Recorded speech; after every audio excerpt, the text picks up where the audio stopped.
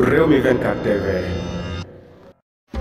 dal leen ak jàmm mbokk yi nuyu nañ leen siyaar nañ leen yéen ñi di safoo seen chaîne bi di Rewmi 24 TV. lundi 20 mars 2023 manifestation ya ma ngay wéy di gën a métti ci diwaanu Sénégal lu ñuy nemmeeku fële ca Saint-Louis lu doy waar moom moo fa xew laata Saint-Louis boobu sax ñu leen di xamal ne fële ca Ziguinchor moom lii di policier daal di nañu sox bal ci kaw ndaw loolu nga xam ne Ziguinchor la dëkk Bignona ba mujjee na ñàkk bakkanam bu loolu weesoo nag ñu nemmeeku waat ne beneen jéya ma ngay wéy xew fële ca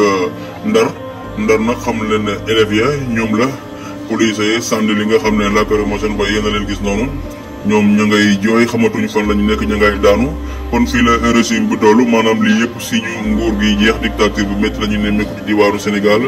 léegi ndaw ñee nag la ñuy rey di leen dóor ay lacrymogène mi ngoog image yaa ngoog yéen ko gisandoo noonu image yi fële la xewe ca Ndar géej